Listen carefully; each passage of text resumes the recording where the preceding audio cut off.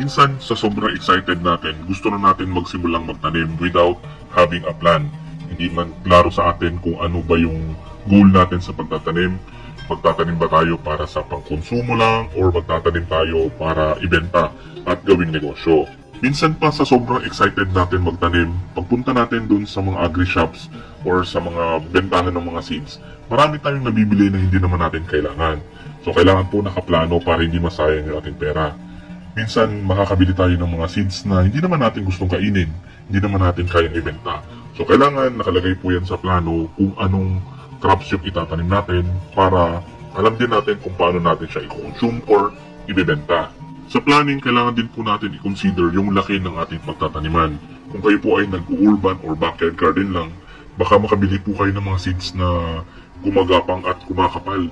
Baka maging masukal yung inyong garden dahil po dun sa mga gulay o crops na itatanim natin. So kailangan nakaplano ano bang mga gulay yung itatanim natin para hindi po ma-occupy yung inyong space. Number 2 ay poor sunlight. Ito po napaka-importante nito kasi kung magtatanim tayo at hindi naaarawan yung ating mga crops, hindi siya lalaki ng maganda kasi wala siyang nakukuhang sunlight.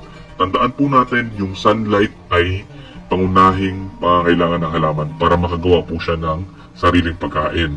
Yung tinatawag nating photosynthesis. Dito kailangan niya po ng tatlong element: sunlight, water, and carbon dioxide. At least makakuha po yung ating tanim ng 6 na oras sa isang araw. Pwede na po yun, goods na kaya niya na po mag-survive. Ang pwede natin pang gawin, i-observe natin yung lugar kung saan tayo magtatanim. Tignan natin sa umaga, sa bandang alas 10 or sa tanghali. Meron din po after lunch, hahapon, hanggang sa dapit hapon. Kung natatamaan ba siya ng sikat ng araw. Baka kasi half day lang siya nasisikatan ng araw, hindi po magta-thrive yung ating mga tanim. Kailangan din po natin makonsider yung laki ng crops. Baka maitanim po natin yung mga malalaking crops, tapos matatabunan niya naman or malililiman niya yung mga maliliit na crops. Magkakaroon din po tayo ng problema doon. So kailangan nakaplano, naka-arrange, as much as possible, makakuha lahat ng sikat ng araw yung inyong mga crops. Number 3 ay lack of land preparation. Yung iba, dahil sa sobrang excited magtanim, hindi po nila naihahanda yung lupa na pagtataniman. Napakalaking factor po nito sa success ng ating garden, yung paghahanda ng lupang pagtataniman o yung tinatawag nating land preparation. Sa land preparation, ang tandaan po natin, hinahanda natin yung lupa na maging suitable para taniman. Ang ginagawa po ng iba, after mag-cultivate, sinasamahan na po nila ng organic materials tulad ng dumi ng hayop, dumi ng manok, dumi ng baka, or compost para mahalo dun sa lupa at tumaba bago nila taniman. Yung iba naman nag-a-apply po ng agricultural lime o apog para itaas po yung pH level, hindi siya maging acidic.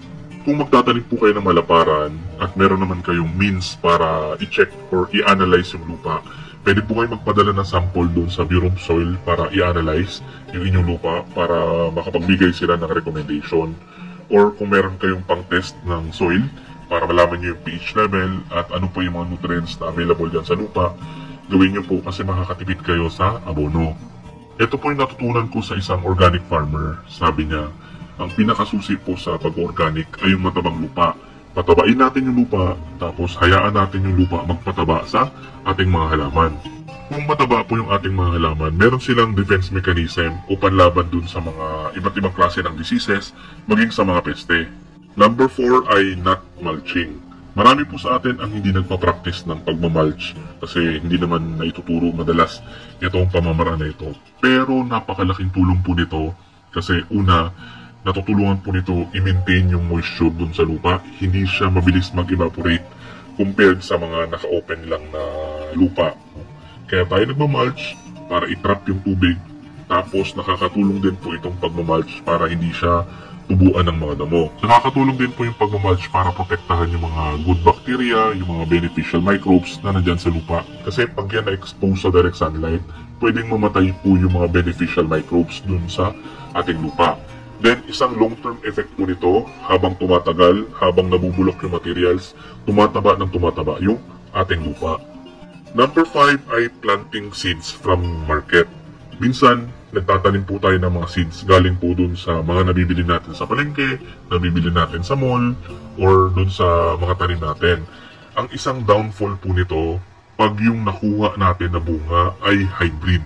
Kung hybrid po yan, doon kayo kumuha ng seeds. Pag tinanim natin, pag tumubo at nagbunga, pwedeng magbunga pa rin, pero mas malaki po yung chance na konti yung kanyang bunga, maliliit, or hindi na po talaga siya magbubunga. Yan po yung isang disadvantage pag ang itinanim natin ay hybrid. Mas maganda kung alam po natin kung anong klaseng seeds yung itinatanim natin. Open pollinated ba siya or hybrid? Kung bumibili naman kayo ng seeds sa agri-shops, tingnan nyo po yung pangalan. Kung merong nakalagay na F1, ibig sabihin po niyan ay hybrid. Kung wala pong nakalagay, yan po ay open pollinated. Ibig sabihin, pwede natin i-recycle yung mga seeds galing po dun sa bunga.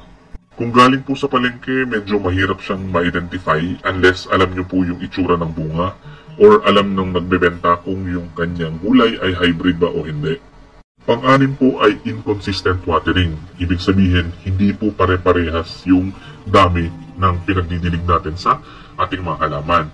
Minsan kasi pagka hindi natin nadiligan ng ilang araw, ang ginagawa po natin, pag nagdilig tayo, sinusobrahan natin para makover or makompensate yung mga araw na hindi tayo nakapagdilig. Hindi po maganda yung epekto nun sa ating mga halaman.